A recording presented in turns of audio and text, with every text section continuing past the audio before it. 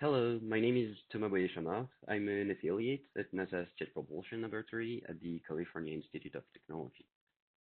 Today you'll be seeing the work done by my colleagues and I at JPL about the development of an application that assists engineers in their authoring of model-based systems engineering documents. All of that done in the context of OpenMP. So OpenMP is an open community built around an open model-based engineering environment. And this environment is a collaborative engineering system. It provides modeling tools and software for engineers to use. One of its objectives is to move from a document-centric to a model-centric systems engineering. That is where the model is the authoritative source of information. But being model-centric doesn't mean not having documents. And quite the contrary, there are really powerful ways to generate documents out of the model or include model information in documents. And the one we're going to be focusing on in this presentation is the transclusion. So a transclusion is the rendering of model information in line with narrative in a document. It is illustrated in a figure here. We have a piece of engineering information shown in blue, and it exists in the model, but it is also described in some documents here and there. And it is initially disconnected, meaning if you modify some property of the system in one document or in the model, it will not get reflected on the model or in any other documents that could show the same property. And this is where transclusions come in. The transclusions are used to create linked data documents that close the gap between model and documentation. They ensure that the model and the documentation are mutually consistent and correspondent, meaning, for example, you can create a table in your documents that show some properties and some values of these properties. And modifying the table, modifying a value in the table will modify the value in the underlying model. So that is the power of a transclusion in OpenMP, keeping everything up to date, consistent throughout your model and documentation. Now, obviously, as you create more documents and more requirements and more textual data, really, you're going to be referencing more and more elements. So the number of possible transclusions grows with the maturity of the model. One issue, though, is that creating these transclusions is a manual process, and it is time-consuming for the engineers that are authoring the documents. So our objective of moving from a document-centric to a model-centric systems engineering really becomes a trade-off between the time that the engineers are willing to spend creating the transclusions and the consistency that they want their model to have.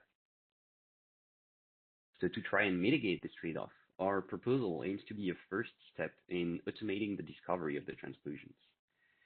We created an application that has the ability to take in text from a requirement or document and successfully propose transclusions to the corresponding model elements. So first of all, a little bit on the architecture of the project. So we are working with SysML models that are stored in a repository, but we need an easy way to query for information, that is elements and paths between elements, etc.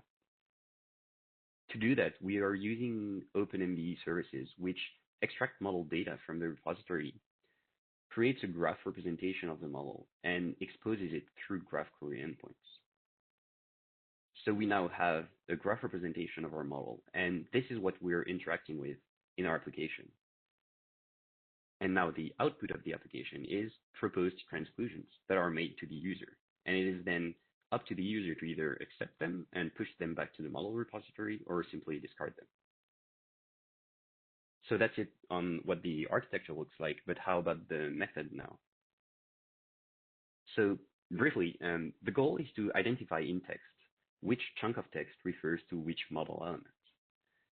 So we're going to be using this small model throughout the presentation, where we have a bike and a car that both have a speed value property and a requirement that says the speed of the car shall not exceed 90 miles per hour when cruise control is on.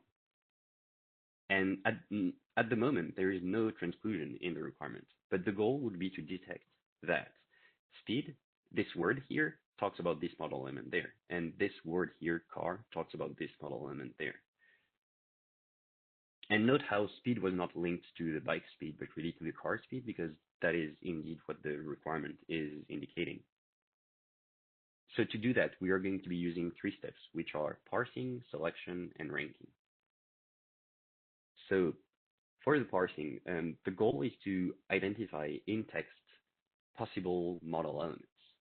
And note that we're not looking at the structure of the model just yet. We're simply saying, on a semantic level, this part of the sentence could be a model element. So here we would have the speed, the car, and cruise control could all be model elements, theoretically. And we'll get into how we do that in a bit, but the idea is once we extract those candidates, we pass them to step 2 for selection.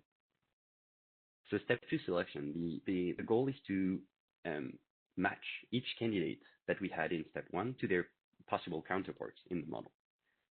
So this would be saying, well, there's a car element in my model and there are speeds. So let's select them all and pass them to step 3 for ranking. So step 3 ranking, here our objective is to disambiguate. So we have selected 2 possible matches for speed. Which one do we actually want to propose to the user? So let's go through these 3 steps one at a time. So step 1, parsing. Remember, our goal is to identify candidates in the text, so chunks of text that could potentially match model elements. Because our focus is on structural model elements for now, how we do that is by identifying noun phrases in our text. So we are using some really standard natural language processing techniques to first tokenize the text and then tag it with part of speech tags and then merge the noun phrases back together. And we then extract those noun phrases and pass them to step 2 for selection. So step 2 selection, remember, our goal is to search for matches in the model for each of our candidates in the text. So how we do that is by simply comparing each candidate to every model element's name. So here in our example, we have 3 candidates, and we're going to compare each of them to the names of all model elements, and simply say, well, if the strings are similar enough, we'll consider that to be a match. And here we have our matches. We have the car that has matched the car, the speed has matched both speeds, and cruise control didn't match anything. So we're just going to discard that. The comparison is done with a string similarity score so that we're able to deal with typos and stuff like that. And how we actually measure string similarity is with a metric that's called the Levenstein distance. So what the Levenstein distance is, it is the number of character modification necessary to go from string A to string B. So for example, if you start with a car, well, you could swap out the R for a T, and that gives you a cat. So that's a Levenstein distance of 1 between car and cat. Same goes with principal and principal. If you delete the E and add an A, that's 2 modifications. That gives you a Levenstein distance of 2. Now, you can quickly realize that the absolute value of the Levenstein distance is not really meaningful in our case because, well, car and cat seem to be less of a match than principal and principal.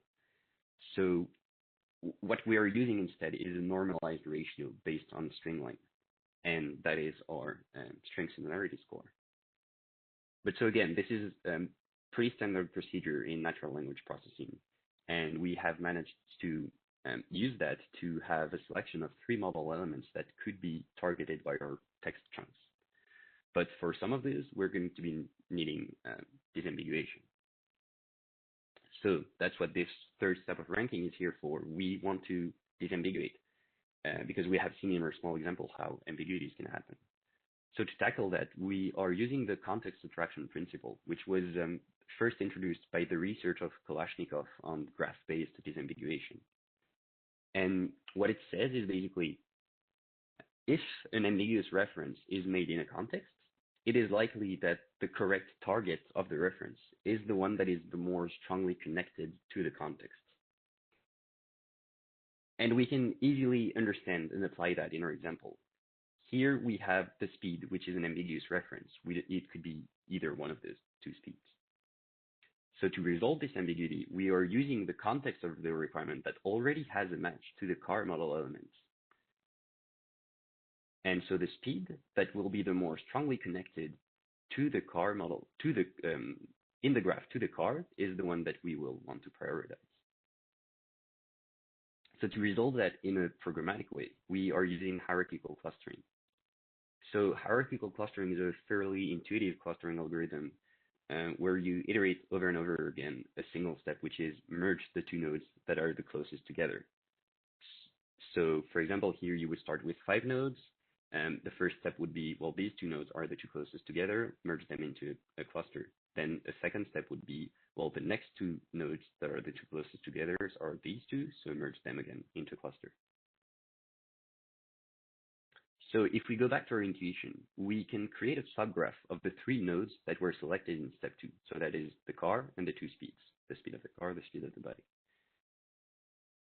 And then we interconnect the nodes with edges that are weighted by their distance in the graph. So here, the speed and the car are actually one hop. The speed of the car and the car are one hop away in the graph. So that's a weight of 1 on the edge. Then you have the car and the bike's speed are 3 hops away in the graph. So that's a distance of 3. Now we simply run the hierarchical clustering and pick the node which is in the cluster. And here it is, we have successfully disambiguated our match. So briefly, I just want to show you this second slide on ranking that shows how that would go on a more complex example and what the actual programmatic approach is. So let's imagine in our example that we actually had 2 cruise control model elements in our model. So that would be a total of 5 match after the step 2 of selection.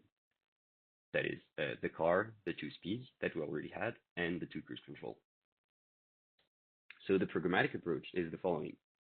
You first start off with the graph representation of the model. So you have the car, the 2 speeds, the 2 cruise control, maybe some other model elements.